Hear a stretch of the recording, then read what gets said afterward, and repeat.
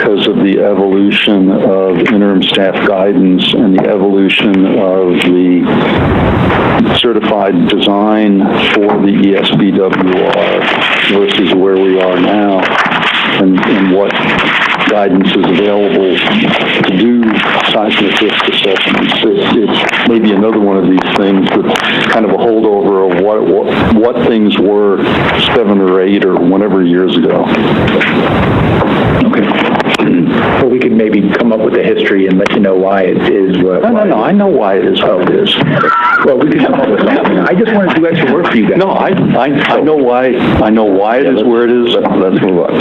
So the plan is to address this subject in the November full committee meeting, and that will be an abbreviated presentation. Typically, we allow about 2 hours, so for both, and that includes both the staff presentation and the licensee or the applicant presentation. And so let's plan on that.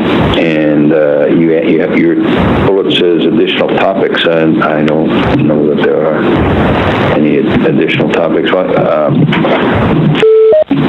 Well, if we find some answers to these, we could briefly go over them at that meeting if we don't get them before. But so that full committee meeting is 2 hours total. So the thought would be then we would come back with all. You want us to come back with all the topics we covered today, but or you mean focus on the seismic? Maybe is that or?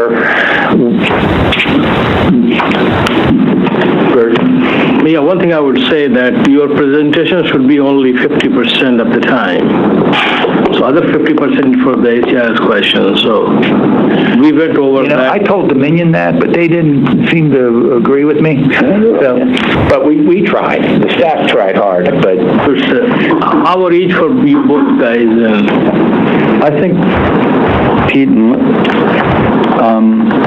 seismic certainly is something I believe the full committee would be, but we don't need to have all of the detail on the analyses that were done. I think that the kind of high level about what is different, why is it different, and what was done to account for the differences. I think anything else that's different,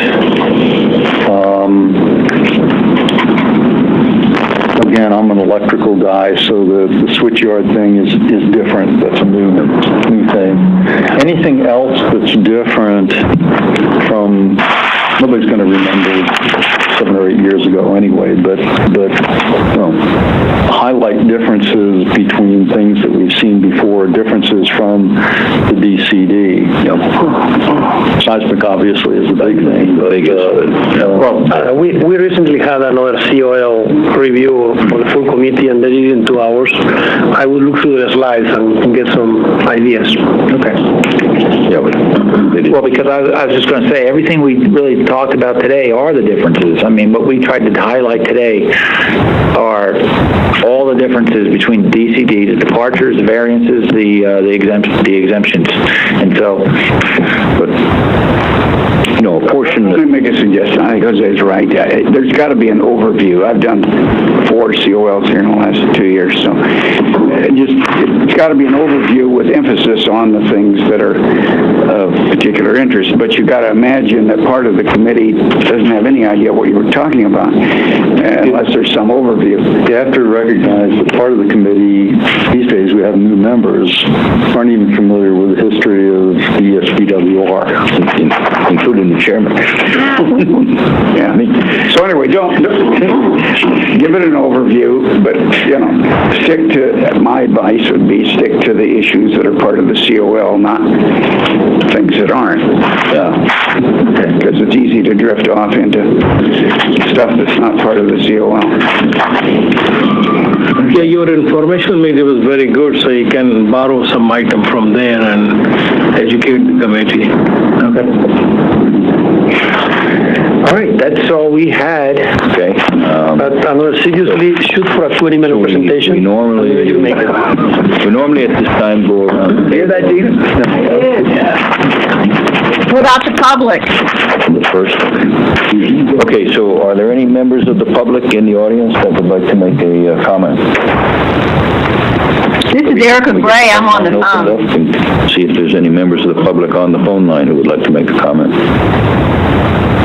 Hello, this is Erica Gray in Virginia, Richmond. Can you hear me? Yes, we can. Well, I've been following the whole meeting. Thank you for opening the phone line to me.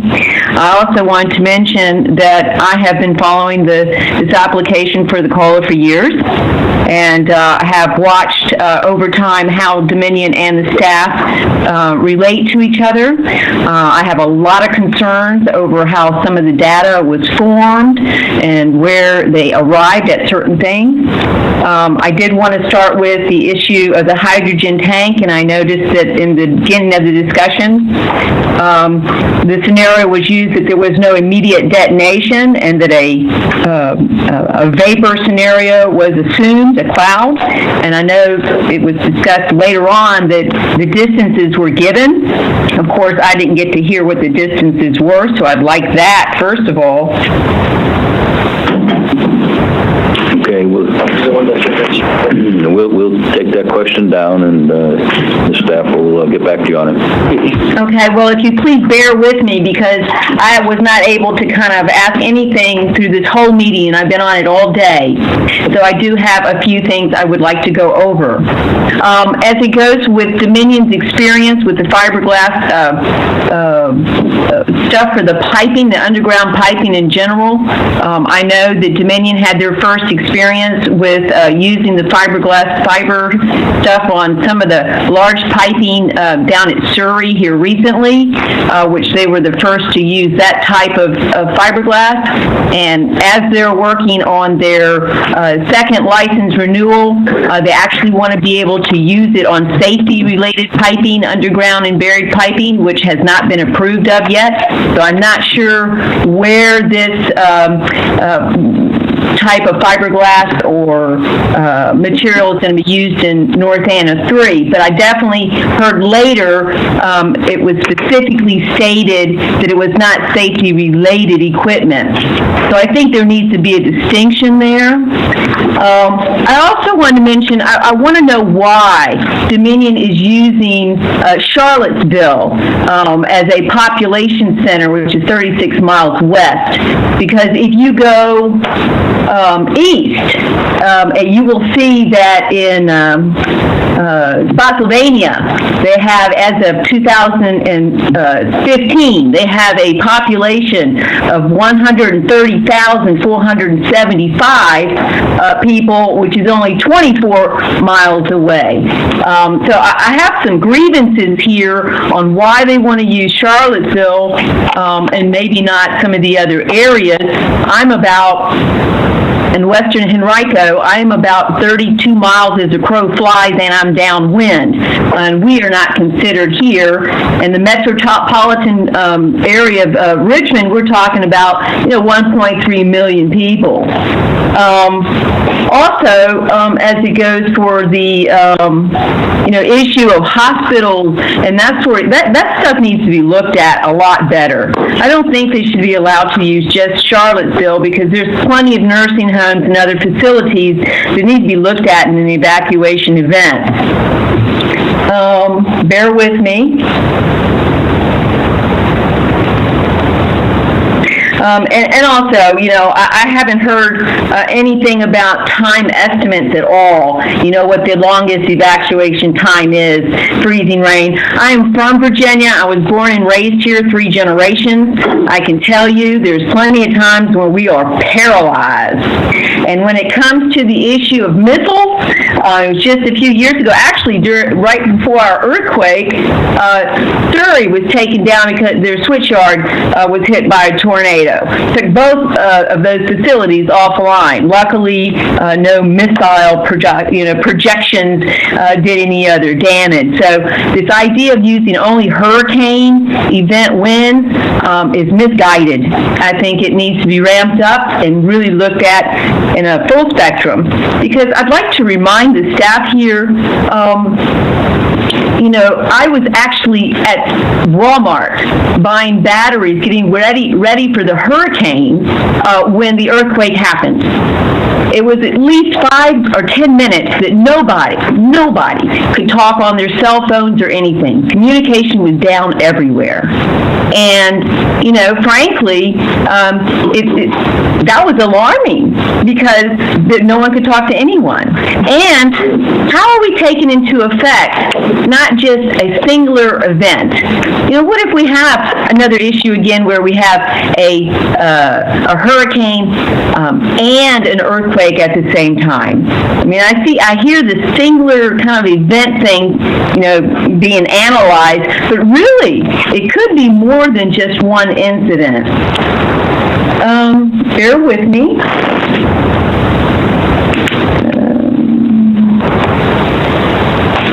This is nitrogen.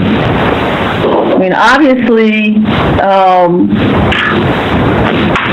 a lot of this North Anna 3 will be a design that has never been built or commercially operated anywhere in the world.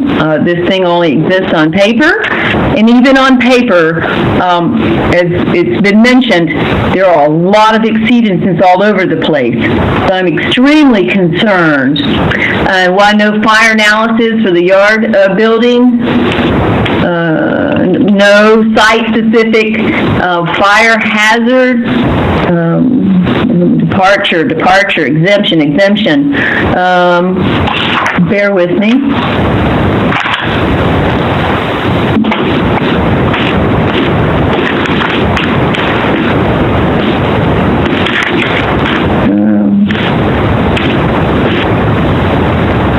The issues with the switch yard at North Anna 1 and 2, we've had multiple issues already happen over there over time as I follow the usual NRC event report. So I'm skeptical about a single switch yard. I don't think that they should be allowed to postpone a lot of these things prior to this even going to a full committee hearing. I also heard on the line as whispers and stuff go on, which I thought was very annoying, as one of the staff members was talking to Dominion saying, well, I'm doing all you guys a favor, lining you up. I wonder who was talking then. And really, all the revisions and bouncing back and forth, this is how this whole COLA has been. The staff has to go looking for stuff from Dominion because they don't know where half the stuff is, and it's still the same problem. Oh, it's in 7, oh, it's in 8, or where's 8? I don't know. It's in 10.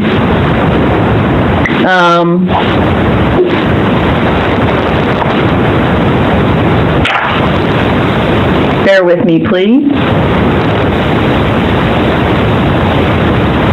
Yeah, and as it goes for the things that have happened in Fukushima, the near-term things that are referenced only, we're not even through the recommendations with what happened in Fukushima, so it's really amazing that we're even thinking to go building this reactor on a known fault.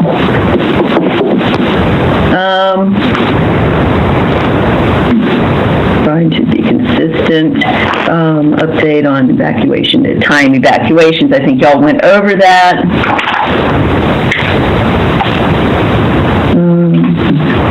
And as someone that, like I said, is downwind, I spoke with emergency management some years ago, and they seem to shrug their shoulders and say, well, we don't know. I guess we just do stay in place, shelter in place. I mean, this has not been given a lot of thought. And also, I did hear about the flooding, and I understand that the Unit 3 was moved because of flooding issues. Well, that means we still have flooding issues with 1 and 2. And, as it stands right now with 1 and 2, we have 2 million gallons of water that pass through the station per minute. So I'm not sure how that's going to be addressed in dealing with the third unit. But the thing that's even most disturbing disturbing is I heard nothing mentioned about drought and what happens in drought. Because when we had our seismic event, Unit 1 and 2 were the first units actually in U.S. history to have been taken offline because of the seismic event. But my friends around the lake, and it was also reported that the lake dropped 20 to 22 inches. And Dominion came back and said that it was because of the reactors going offline. So it does make me wonder, if we had some other big incident, and Lord forbid, if our earthen dam was to fail or the water to be diverted, where is this makeup water with 2 units of 2 million gallons a minute going to come from? And now we've got a 3rd unit we're willing to put there. I think we're going to have a water issue.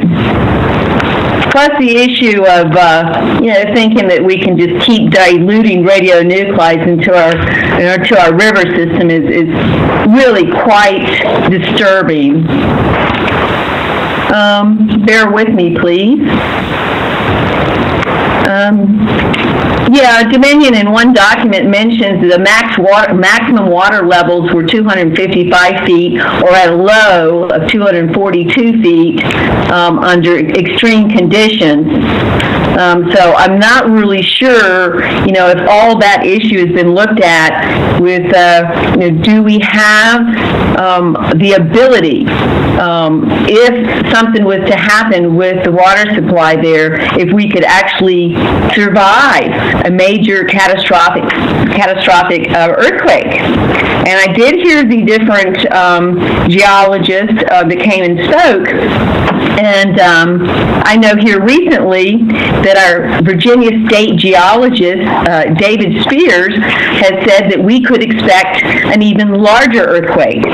Of course, they don't know when, but there is that prediction that's out there, and I don't think it's unrealistic.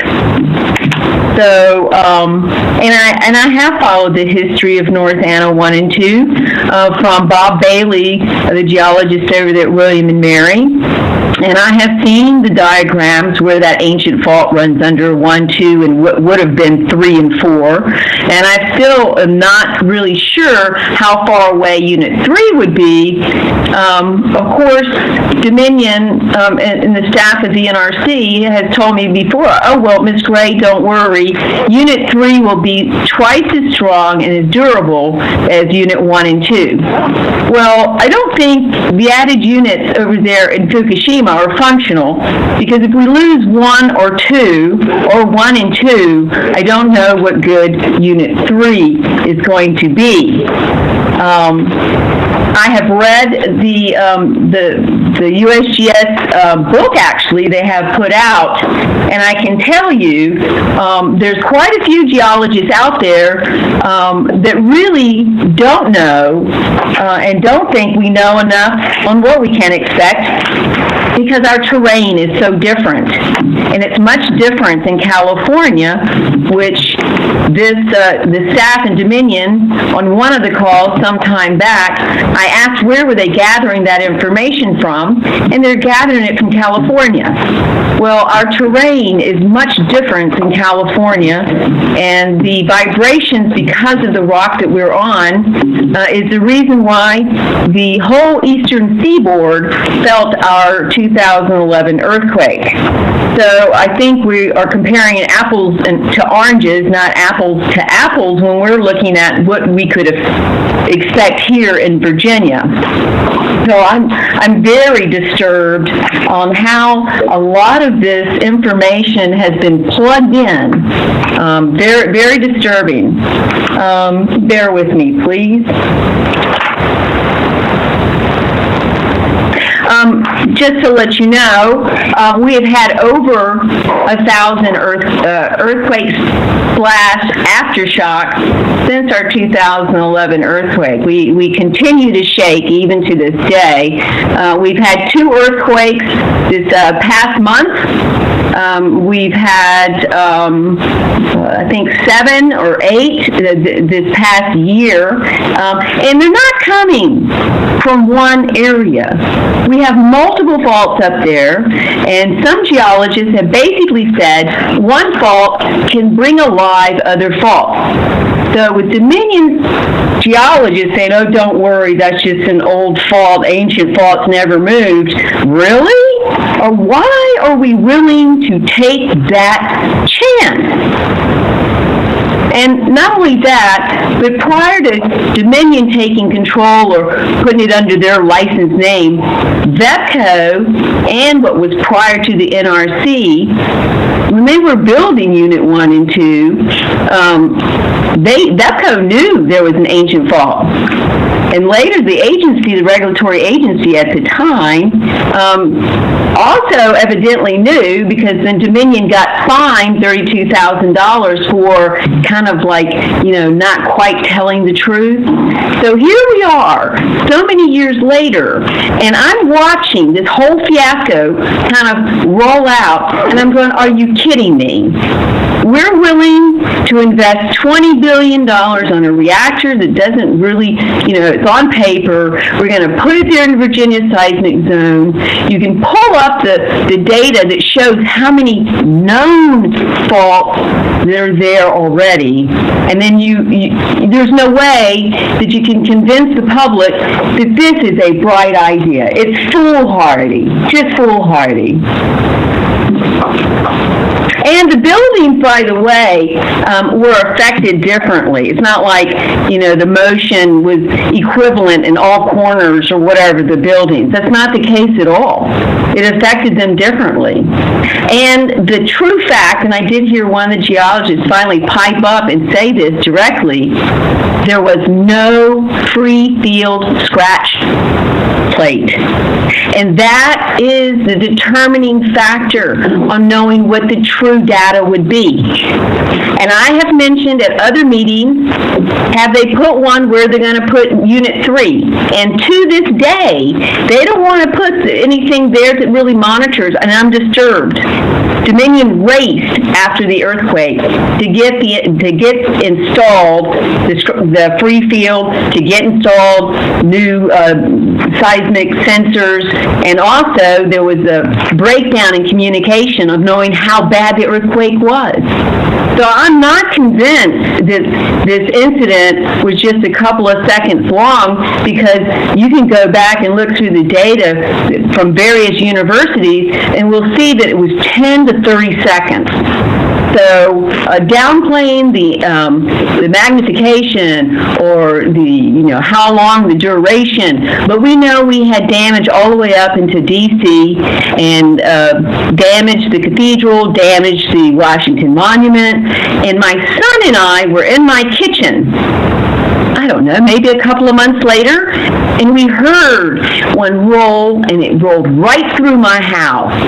It was a 2.0, and I felt it all the way over here in western Henrico.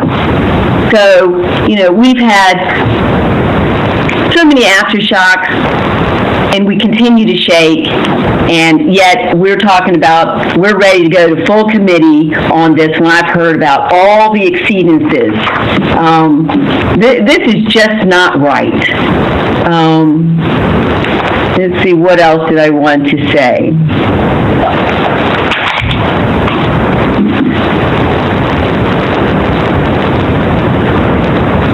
Yeah, because we really don't know enough here in Virginia, and that goes for a lot of the experts that have spoken about this. But, exceedances of 50%, 40%.